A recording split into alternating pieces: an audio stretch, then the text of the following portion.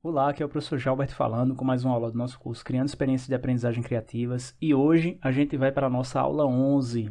Isso mesmo, o nosso curso está rodando, já estamos na aula 11 e hoje a gente vai falar de mais uma metodologia que você pode utilizar na sua experiência de aprendizagem para deixar ela mais criativa, mais significativa, mais memorável, tanto para você quanto para o seu estudante. E hoje a gente vai falar da metodologia do estudo de caso, isso mesmo. A gente vai falar sobre como aplicar um estudo de caso em sala de aula, de modo que a gente faça com que o estudante fique mais satisfeito, mais engajado, mais motivado na experiência de aprendizagem que a gente está entregando para ele, tá? Então a primeira pergunta que a gente pode se fazer quando a gente fala da metodologia é como é que eu aplico, como é que eu posso adaptar essa metodologia. Ela tem alguns procedimentos que você pode seguir, você vai e adapta à realidade da sua experiência de aprendizagem. Existem os procedimentos, né? Existe um mapa que você pode seguir, mas nada impede de você adaptar para a sua realidade, fazer teste do que funciona melhor para você, de acordo com o que você deseja, de acordo com os objetivos que você deseja para a sua experiência de aprendizagem, tá? E aí a gente vai dizer o passo a passo que você precisa aplicar para utilizar a metodologia do estudo de caso na sua experiência de aprendizagem, tá? E aí você verifica como é que você pode inserir isso dentro da sua experiência de aprendizagem, beleza? E aí o que acontece? Olha só, o primeiro passo quando você vai falar da metodologia de estudo de caso, ou você vai utilizar essa metodologia na sua experiência de aprendizagem, é justamente a descrição de uma situação-problema. Sempre nesse sentido, né? Na busca de fazer com que nós possamos ensinar os nossos estudantes como é que eles podem resolver problemas, tá? Principalmente os problemas complexos, porque é esse tipo de problema que a turma quer que a gente consiga resolver, essa habilidade, né, que é demandada pelo mercado de trabalho, segundo o Fórum Mundial Econômico. Então é a primeira habilidade do século XXI que a gente precisa estar desenvolvendo, não só a gente, mas os nossos estudantes também. Então, utilize essas situações de problema. Então, você vai lá e descreve o problema a ser resolvido. Então, você está lá na sua experiência de aprendizagem com os seus estudantes. O primeiro ponto que você precisa tratar quando for utilizar essa metodologia é trazer o problema e explicar esse problema para a turma. Dizer qual é o problema e dar clareza para eles de qual é o problema que deve ser resolvido. Então você vai lá, descreve a situação, o problema para os seus estudantes. E antes de descrever, tenha clareza de qual é o problema, né? Então é importante que você tenha clareza de qual é o problema a ser resolvido para você poder descrevê-lo da melhor forma possível, para você poder explicar para os seus estudantes da melhor forma possível. Então, primeiro ponto, mais uma vez, descrição da situação, problema. E aí o que acontece? Quando você descreve, né, o segundo passo que você vai adotar é o estudo individual. Aí esse estudo individual, ele tem algumas características. A primeira característica que eu destaco aqui é que o estudante, ele estudando individualmente, né, ele analisando o problema de forma individual, ele vai ter que identificar os aspectos mais relevantes do caso, do problema, tá? Então, assim, o que é que ele pode destacar sobre o entendimento do problema, né? Ou seja, ele vai estar buscando clareza do problema a ser resolvido. Se a sua explicação já foi boa, isso já vai facilitar para ele ter clareza do problema, porque o primeiro passo para você poder resolver um problema é você ter clareza sobre esse problema. E essa é uma das grandes dificuldades que aparecem quando a gente vai resolver algum problema. É justamente tentar investir um tempo na clareza do problema, porque você precisa entender que você vai estar ensinando uma metodologia para o seu estudante, uma metodologia de resolução de problemas, uma metodologia para ele desenvolver a principal habilidade do presente e do futuro, que é resolver problemas. Então, o primeiro passo que você vai estar mostrando para ele, então, lembre-se do objetivo, né? Lembre-se do objetivo que você quer. Então você precisa dar clareza para ele também que fazendo dessa forma é uma metodologia, ele pode adaptar para a vida dele? Pode, mas você vai estar dando para ele um mapa de procedimentos que ele pode utilizar para ele desenvolver a habilidade. E aí, o primeiro ponto é ele estudar o problema de forma individual, tentar entender, tentar ter clareza desse problema. E aí o que acontece? Dependendo do tempo que você tem em sala de aula, né? Ou então se você tem uma grande quantidade de tempo para fazer, e aí você pode incentivá-los a buscar referências. Como assim buscar referências? Olha, fala com especialistas, fala com o Google. Teve alguém que já resolveu problema parecido com esse? O que é que foi feito? verifica padrões, quais são os principais pontos desse problema, o que é que você entendeu sobre esse problema, escreve no papel o que é que você entendeu sobre esse problema. Então, é um estudo individual. Quais são as soluções já existentes, quais são as limitações dessas soluções, o que é que o pessoal tem feito. Fala com o especialista, pergunta a opinião dele. E aí, se você não tem todo esse tempo, né, que seria em dias, vamos dizer assim, né, olha, vocês têm 3 dias para fazer o estudo individual. Mas se você vai fazer isso na sua aula específica, dá 10 minutinhos, dá 5 minutinhos, olha, vocês têm 5 minutos aí para escrever aí a clareza do problema que vocês estão resolvendo e também dizer algumas soluções, algumas possíveis soluções que vocês utilizariam para resolver esse problema. Então perceba, existem muitas possibilidades que você pode adotar. Mas a primeira delas é justamente fazer com que o estudante reflita sobre o entendimento do problema, porque esse é o primeiro passo para você resolver. Caramba, qual é o problema de fato? Qual é o problema? Eu estou com clareza do problema? Se eu fosse resolver esse problema, como é que eu resolveria? Então, incentive isso. Mostre isso para o seu estudante. Mostre que ele está desenvolvendo essa habilidade. Tá? Então, essa seria a parte do estudo individual. Depois, você pode reunir os seus estudantes, né, em grupos, de modo que eles possam discutir sobre a busca das referências, a clareza do problema, as possíveis soluções. Né? E aí, esse grupo, de fato, ele vai preparar uma apresentação para a turma. Ele vai preparar uma apresentação para a turma, de modo que ele apresente justamente a clareza do problema que eles tiveram e também uma fundamentação teórica para a solução, ou seja, eles vão empacotar, eles vão organizar as melhores soluções ou todas as soluções. O ideal é que eles discutam as soluções e entre si eles escolham uma solução mais viável. Porque vai ser assim, vão existir muitas soluções, mas dependendo do custo-benefício de cada uma, vai lá, existe a tomada de decisão, escolhe-se uma e executa aquela solução. E testa aquela solução, e aprende com aquela solução. E aí você tem uma equipe. O estudante vai estar desenvolvendo a habilidade de trabalhar em grupo, de trabalhar em equipe, de estar discutindo as soluções, de ter pensamento crítico, de escolha, de tomada de decisão, de preparação de apresentações, de venda do peixe. Então, quando eles se preparam para uma apresentação da turma, como é esse momento? Eles vão se reunir ali em grupos, então se você tiver mais dias, eles podem fazer isso independentemente, né? Mas, se isso for feito durante a aula, você pode, mais uma vez eu digo, você pode dar um tempo, olha, vocês têm 10 minutos para agora reunir todo o estudo individual de cada um, discutir as soluções, ter clareza do problema, discutir as soluções e selecionar 1, 2 ou 3 soluções, dependendo da quantidade de soluções que se tenha, para apresentar aqui e ser discutida. Então, dependendo do tempo que você fornece, isso pode ser tanto durante a aula, pode ser em dias, então vai depender do seu planejamento do curso. Então, ou você pode fazer isso durante um certo tempo da sua aula, ou você pode dividir aí para conquistar o objetivo geral, tá? Mas, essa parte da discussão em grupo, o que você precisa pensar é qual é o objetivo da atividade. Nesse caso aqui, eu estou dando um exemplo de desenvolvimento da habilidade de resolver problemas. Então, quando eles forem discutir com o grupo, vai ter esses dois casos. Vai ter justamente clareza do problema mais uma vez, a questão das discussões das soluções e a escolha da solução mais viável, ou da melhor solução que eles considerarem, né? Então, pensa nisso, pensa como é que você pode adaptar isso para sua disciplina, para sua experiência de aprendizagem, tá? Então, a segunda etapa é justamente a discussão em grupo. Passamos pela estudo individual e agora a discussão em grupo, que você, claro, você pode utilizar a sua criatividade para adaptar. Isso aqui é só o passo a passo que eu estou te dizendo, mas você pode adaptar a sua realidade. Tá legal? Então, estou dizendo aqui algumas dicas que eu utilizo também e funcionam. Tá? E funcionam, tem dado bons resultados. Beleza?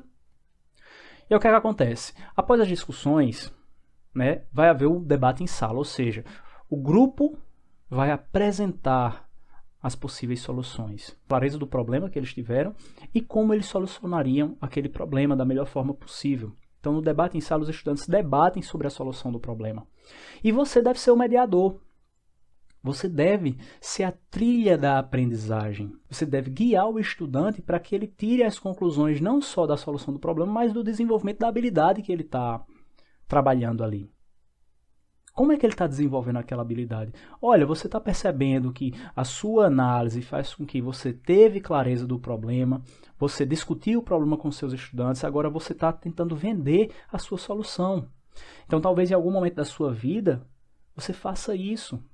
Você esteja vendendo seu peixe, então você vai querer entrar no mercado de trabalho e resolução de problemas complexos é a primeira habilidade do século XXI, você vai ter que vender o seu peixe para as pessoas comprarem a sua solução. Isso vai acontecer, porque essa é uma das principais habilidades do século XXI. Então você precisa dar clareza ao seu estudante do que ele está desenvolvendo, qual é a habilidade que ele está desenvolvendo, né? Então, quando os estudantes debatem essa solução, eles vão estar trabalhando a venda deles. E aí você pode dar um tempo também. Durante a aula ali, cada um tem 4 minutos, 3 minutos, pode fazer no formato de pitch, de vendas, né?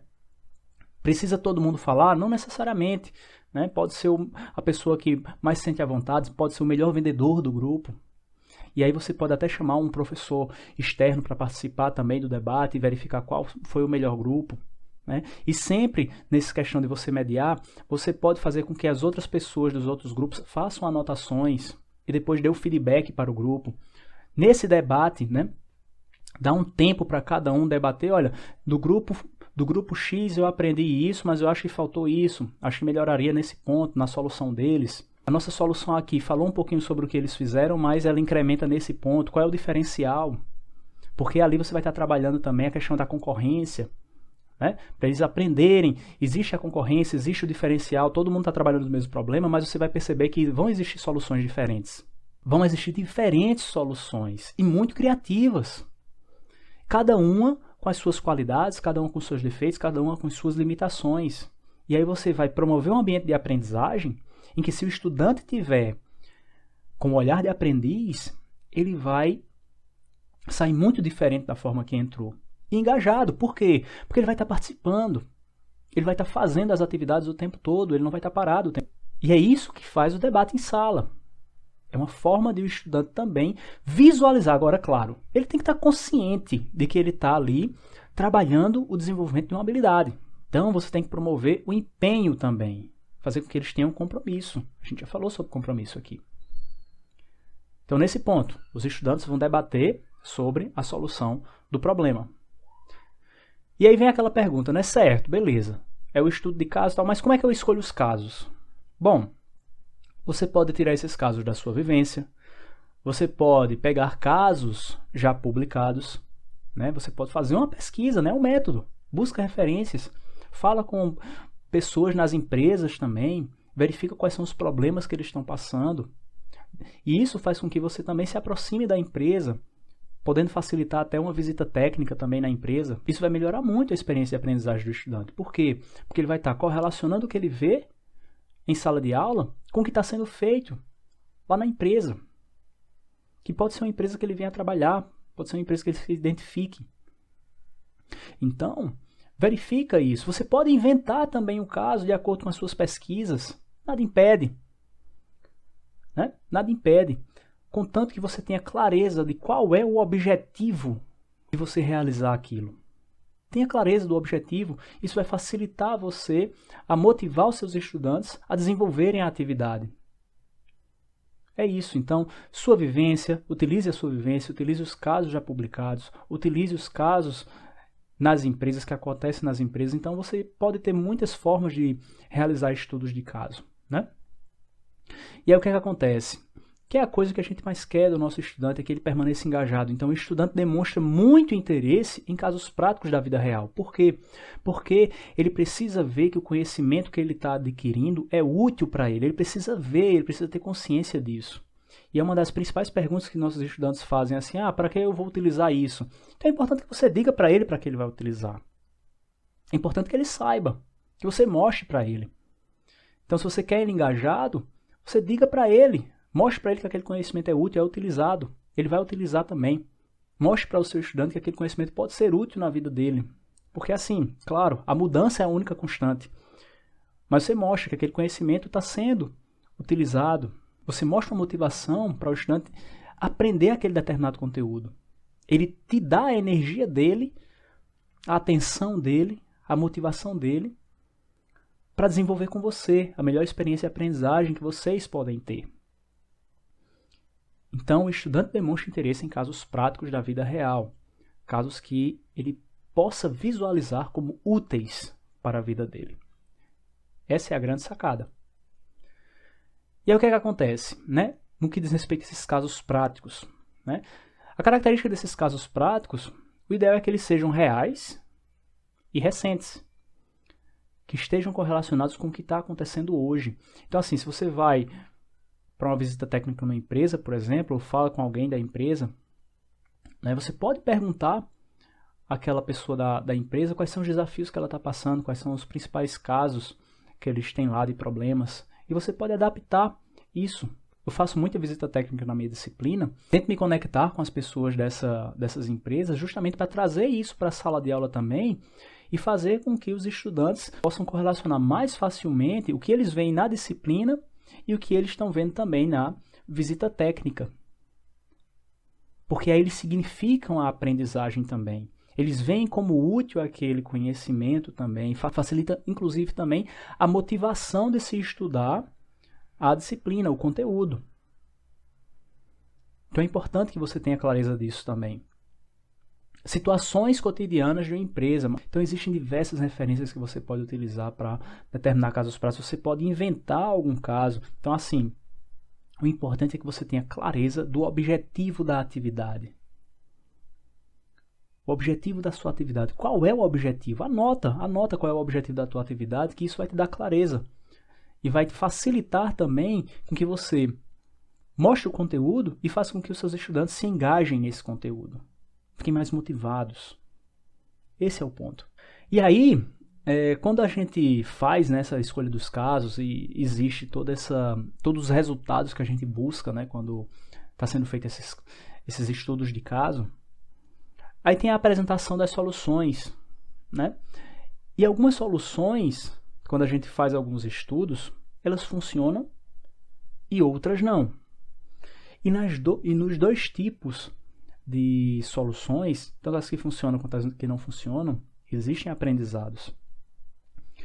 Nas soluções que funcionaram, quais foram os principais aprendizados? Porque assim, você pode utilizar casos que não têm apenas uma resposta específica, que não tem um gabarito.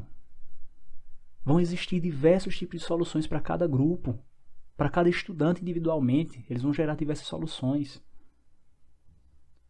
Uma mais viável, outra não, mas pode funcionar. Então, você vai ter um banco de soluções para aquele determinado problema e vai surgir muita solução legal. Já apliquei isso em sala de aula. Assim, a gente aplicou em 2 horas de aula e a gente mostrou lá que o estudante deveria olhar para a experiência de aprendizagem dele, no ambiente dele, e verificar algum tipo de problema e gerasse uma possível solução. E ele tinha que vender aquilo ali em 3 minutos. A gente deu um certo tempo para eles e surgiram muitas ideias legais. Muitas ideias legais. Então, isso vai acontecer. Nas soluções que não funcionam, existe muito aprendizado também. Como assim, né?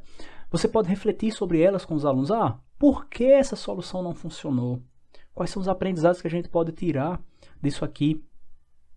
Quais são esses aprendizados?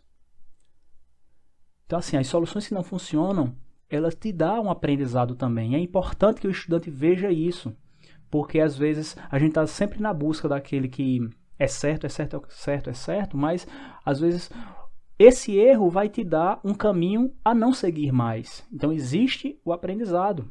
No método científico existe isso, né? Quando a gente tem uma hipótese e essa hipótese é verdadeira, que é a questão da solução que funcionou, a gente gera um relatório de resultados. Mas a gente tem a hipótese falsa também, e a gente gera um relatório de resultados com ela também. Então reflita sobre os aprendizados da solução que não funciona. Isso faz com que você estimule a capacidade analítica dos seus estudantes com relação a isso, tanto nas que funcionam, mas quanto nas que não funcionam também. Esse erro, né, faz parte do aprendizado. Ele vai estar desenvolvendo o pensamento crítico dele, a capacidade analítica de resolver problemas. E assim, essa daqui não é a melhor solução. Não funcionou por causa disso, disso e disso. Caramba, não funcionou por causa disso, disso, disso. Então, assim, já sei que esses caminhos a gente não vai seguir. Se surgir problemas parecidos com esse, isso vai acontecer. Ele vai estar desenvolvendo essa habilidade. Quais são as dificuldades de implementação do método de estudo de caso? Quantidade de alunos. Mas assim, eu vejo isso também, né, como assim, você tem uma quantidade específica de alunos, mas e se você pode fazer testes, né, para descobrir qual é a melhor maneira. Aí você vai ter que testar. Com uma turma menor de alunos, você tem uma facilidade maior de implementar. Mas em turmas maiores, você pode ajustar os objetivos, né, fazer o seu planejamento, de modo que elas possam se reunir ali em grupos, e você determina um tempo ali para eles trabalharem, e você vai aplicar esses procedimentos e adaptar a sua experiência. Não é porque tem muitos estudantes que você não pode adaptar a sua realidade. Você precisa testar para ver. Você precisa planejar, fazer um planejamento diferenciado, é isso que eu estou dizendo. Não é porque tem muitos estudantes que você não vai utilizar. Então faça o planejamento, verifique a possibilidade, teste, faça testes e aprenda. Se não funcionar, você refaz a hipótese, testa novamente e vai aprendendo até conseguir utilizar a técnica, que é muito boa. Verifique, né? Através dessa aula você verifica que existe muito aprendizado com o método do estudo de caso. Mas para isso você precisa ter clareza do objetivo. E quais são as habilidades que o estudante vai estar desenvolvendo, inclusive você vai estar desenvolvendo quando você aplica isso em sala de aula, né? Resolução de problemas, foi a habilidade que a gente mais falou nessa aula. Julgamento e tomada de decisão. Né? Julgamento e tomada de decisão. O estudante vai estar lá julgando o problema, verificando, trabalhando em equipe para tomar a decisão de qual é a solução mais viável. Ele vai vender essa solução. E flexibilidade cognitiva, né? Que é a capacidade de aprender a aprender, e com ela você desenvolve todas as outras. E essas 3 habilidades são das top 10 habilidades para o presente e para o futuro, segundo o Fórum Mundial Econômico. Então, tenha clareza de quais são os objetivos que você quer alcançar com a utilização da metodologia e da experiência de aprendizagem que você está desenhando. Então, desenhe a experiência de aprendizagem pensando justamente nos objetivos que deseja alcançar. Não é a experiência de aprendizagem que você desenha primeiro. Você verifica os objetivos que você quer alcançar e verifica as ferramentas, porque a experiência de aprendizagem é uma ferramenta, ela é um meio, não é um fim. Então ela é uma ferramenta que você vai utilizar para alcançar esse objetivo, tanto em você quanto no seu estudante. Tá legal? Então, esses eram os conceitos que eu tinha para passar nessa aula de hoje. Espero que você tenha entendido os conceitos, espero que tenha gostado dessa aula. Me diz se essa aula ajudou você nos seus estudos. Curte, comenta, compartilha esse conteúdo com quem você gosta, com quem você acredita pode se beneficiar com ele. Se inscreve no canal, ativa as notificações para estar recebendo vídeo novo toda semana que a gente posta vídeo novo aqui no canal. Desejo bons estudos para você, fique bem e a gente se vê na nossa próxima aula.